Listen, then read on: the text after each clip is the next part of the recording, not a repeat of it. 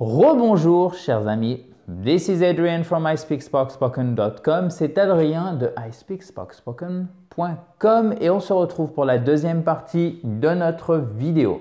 Quelle est la différence entre somebody, someone, anybody, anyone et surtout, puisqu'on ne l'a pas vu dans la précédente vidéo, nobody et no one. Si vous mélangez un peu entre tous ces termes, vous êtes au bon endroit. Pourquoi ? Puisque dans la précédente vidéo, nous avons vu comment bien distinguer someone et somebody par rapport à anyone, anybody. On va faire un court rappel, juste une chose, someone est un peu plus formel que somebody et anyone est un peu plus formel que anybody. Et tout ce beau monde, si je puis dire, signifie quelqu'un. Ok ? Ou quiconque, on va le voir, voire même personne. Et c'est pour ça qu'entre le français et l'anglais, il y a des différences d'emploi, ce qui fait que souvent vous mélangez. Donc regardez, pour une phrase affirmative, on va utiliser someone et somebody. Pour une phrase négative ou une question, ok, donc vous avez ici la phrase négative, la question, on va utiliser anyone, anybody. C'est exactement les mêmes règles de fonctionnement que some et any. OK? Donc, some, any, qui veulent dire de, du, par exemple, des aussi. Est-ce que vous avez des questions? Do you have any questions? OK? Donc, comme c'est une question, vous voyez, on emploie any et là, c'est exactement la même chose. Anybody. Je vous mets le lien de la vidéo que j'ai faite parce que je ne vais pas répéter sur some et any juste en bas dans la description. Et dans cette vidéo notamment, on voit pour some et any et ça fonctionne de la même façon. C'est un miroir en fait. C'est vraiment un miroir someone, somebody, anyone, anybody. Quand c'est une phrase pour demander de l'aide, quand vous avez une demande, donc help, request. Donc littéralement, c'est le vieux mot anglais, vieux mot français, requête. Je dis vieux mot parce qu'il est un peu désuet. Et vous voyez que c'est comme hôtel. Hôtel, parfois, vous voyez cette forme, hostel. Et en français, ce qui s'est passé en français moderne, c'est qu'on a mis l'accent circonflexe et du coup, le S, si je puis dire, a sauté. Et en anglais, en fait, il y a encore. Vous voyez? Et en français, c'est requête. Donc, l'accent circonflexe a éliminé le S, mais en anglais, comme c'est passé dans la langue anglaise avant que cette transformation soit faite en français, vous avez toujours le S. Tout ça pour vous dire, après cette digression, que lorsque vous avez une demande d'aide, une requête, vous pouvez avoir somebody dans une question. Par exemple, est-ce que quelqu'un m'entend? Can somebody hear me? Si on disait can anyone hear me, ça voudrait dire est-ce que qui que ce soit, est-ce que la moindre personne peut m'entendre? Vous voyez, vous faites bien la différence entre la moindre personne, quiconque, qui que ce soit et quelqu'un. Can somebody hear me? Est-ce que quelqu'un m'entend? Can anyone hear me? Est-ce que la moindre personne, littéralement la moindre personne, est-ce que quiconque, qui que ce soit m'entend? Donc vous voyez bien la différence de sens qui va faire que vous allez employer soit somebody ou someone, soit anybody, soit anyone. Anyone knows, S de la troisième personne du singulier, the answer. Tout le monde connaît la réponse. Quand c'est tout le monde, quiconque, d'accord? N'importe qui, en gros, n'importe qui. J'aurais plutôt traduit parce que tout le monde, ça va être aussi everyone que je n'aborde pas dans cette vidéo. Donc du coup, permettez-moi de changer la traduction et de mettre tout simplement qui que ce soit. Alors, vous voyez, 4 mots en français, 1 en anglais. OK? Et ensuite, pour dire personne, c'est nobody, no one. Et on va voir des exemples dans un instant et surtout une particularité essentielle de la grammaire en anglais, plus une deuxième particularité de la langue parlée en anglais qui fait que vous pourriez tout mélanger. Mais maintenant que vous connaissez les règles, ça va être facile pour vous. Mes chers amis, en attendant, sachez que vous êtes libre de télécharger votre kit complet pour vous mettre ou vous remettre à l'anglais en cliquant sur le i en haut à droite. vous abonner à cette fabuleuse chaîne YouTube en cliquant sur le bouton rouge qui est juste ici ou nous retrouver sur Facebook, toujours en cliquant sur le i en haut à droite. Alors, ouvrez grand vos oreilles, s'il vous plaît, parce que ce qu'on va voir, c'est extrêmement important. They don't know anyone, they do not know anyone. Ça veut dire littéralement, ils ne connaissent personne. Jusqu'ici, tout va bien, si je puis dire.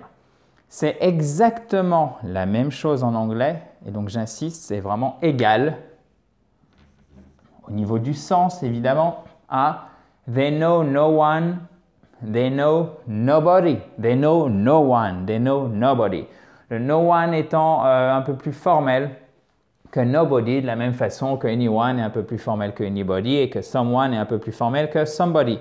Formel, j'entends évidemment employé dans un registre de langue, un niveau de langue un peu plus soutenu, par exemple si c'est envers votre patron, un client peut-être, etc. Mais dès que vous connaissez, vous pouvez passer à nobody, et de toute façon c'est quasiment la même chose, de la même façon que vous pouvez passer à anybody ou par rapport à anyone, etc. Mais vraiment retenez ceci, they don't know anyone, c'est la même chose que they know no one, d'accord? Et là vous remarquerez quelque chose de vraiment important, c'est que quand vous avez no one, nobody, vous n'avez pas besoin de négation dans la phrase. Vous ne dites surtout pas they don't know no one. Ça, c'est faux. En français, on dit ils ne connaissent personne. D'accord? Vous avez une première fois la négation ici. Et en plus, vous avez personne. En anglais, vous n'avez pas besoin et vous ne devez pas mettre la négation, sinon c'est vraiment une faute d'anglais. Ok? Regardez. He does not know anyone. Il ne connaît personne. He don't. Énorme faute. Vous allez voir, vous allez comprendre dans la suite de la vidéo pourquoi j'ai fait ça. He doesn't en forme contractée. He doesn't know anyone. D'accord? He does not. He doesn't know anyone. Il ne connaît personne. Donc, vous voyez, c'est la même chose que he knows no one, he knows nobody. Ici, c'est au pluriel, ici, c'est au singulier. Toujours avec le S de la troisième personne du singulier pour le présent. Donc, on a vu avec no one, nobody, pas besoin de négation. Ok? En bon anglais. Mais attention, dans la langue parlée anglaise, et vraiment même, je dirais, dans un registre assez familier, et c'est une grosse faute, vous allez entendre des choses comme he don't know nobody. Donc, vous voyez que là, déjà, c'est au lieu de parler de la façon suivante et de conjuguer le verbe correctement et de dire he does not know ou he doesn't, ok? Vous savez que le verbe to do, l'auxiliaire à la troisième, le verbe et l'auxiliaire à la troisième personne du singulier, ça devient does ou doesn't à la négation, ok? Donc, dans la langue parlée, ce qui se passe, c'est que vous n'aurez pas la conjugaison qui est faite comme il faut et en plus, vous avez une double négation qui ne devrait pas être là. Ou par exemple, on va dire « he don't know nobody » au lieu de dire « he don't know anybody ». Donc, vous avez une double faute au niveau de la conjugaison ici, ok? Et au niveau de l'emploi du bon mot ici, puisque ça devrait être, je vous le rappelle, « he don't know ». He doesn't know anyone ou he knows no one. Donc ça, c'est important. Souvent, les anglophones, dans une langue familière, vont faire cette faute et vous allez entendre des choses comme I don't know nothing. C'est-à-dire, j'en sais rien. Ok? Au lieu de dire I don't know anything, je sais rien du tout, d'accord? I don't know anything. I don't. Vous avez déjà une première fois négation, donc vous ne pouvez pas l'avoir pour le mot anything, donc ça va être anything et surtout pas nothing. Ça ne peut pas être I don't know nothing, puisque là vous avez une double négation. I don't, première négation, nothing, deuxième fois. Ça, c'est pas possible en anglais. He don't know nobody, deux négations, ça c'est du mauvais anglais, d'accord? C'est pour ça que vous allez dire par exemple they don't know no one, they don't know nobody. Mais ça, je vous l'ai mis ici, non pas évidemment pour vous mélanger, c'est pour ça que j'ai essayé de structurer au maximum pour en arriver là et pour vous expliquer la règle et après parfois comment elle est littéralement tordue dans le discours tous les jours. Parfois, on peut s'affranchir des règles dans n'importe quelle langue évidemment, Mais là, je ne vous le conseille pas de le faire parce que vous serez identifié comme quelqu'un qui parle mal quand même et il y a une connotation qui n'est pas terrible si vous utilisez ce genre d'anglais. Donc, je vous invite évidemment à le connaître passivement, à le comprendre, mais à faire vos phrases et à les construire correctement. C'est-à-dire que si vous avez nobody ou no one et sans trait d'union entre no et one, d'accord? Il y a un espace seulement. Du coup, qu'est-ce que vous allez faire? Eh bien, vous n'avez pas besoin de mettre de négation. Par exemple, he knows no one ou I know nothing. Je ne connais rien. Alors, on n'a pas vu nothing, mais c'est exactement la même chose. Ou I know nobody here. Je ne connais personne ici. Vous voyez? Donc, chers amis, sur ces quelques mots, j'en profite pour conclure cette mini-série de 2 vidéos. Donc, nous avons vu l'emploi de somebody, anybody, someone, somebody, nobody, no one. J'espère que c'est clair pour vous. Alors évidemment, j'aurais pu parler de nothing, everything, everyone, mais ça fera l'objet de futures vidéos. Si vous avez le moindre commentaire, la moindre remarque, mettez-le moi en dessous. Ça sera avec plaisir que je reviendrai vers vous rapidement.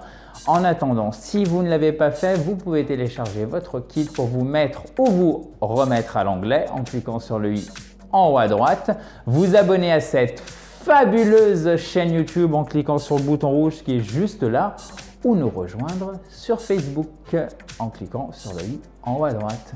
Quant à moi, je vous dis à très vite. Enjoy the rest of your day and take care. Bye bye.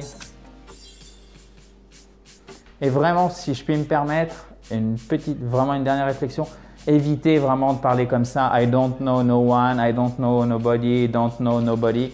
C'est pas terrible comme anglais. Il faut juste que vous sachiez que les gens vont parfois utiliser ce type, les anglophones vont parfois utiliser ce type de formulation, mais ce n'est pas une bonne idée pour vous. Ça serait une mauvaise habitude que vous prendriez si vous parliez comme ça. Talk to you soon, guys.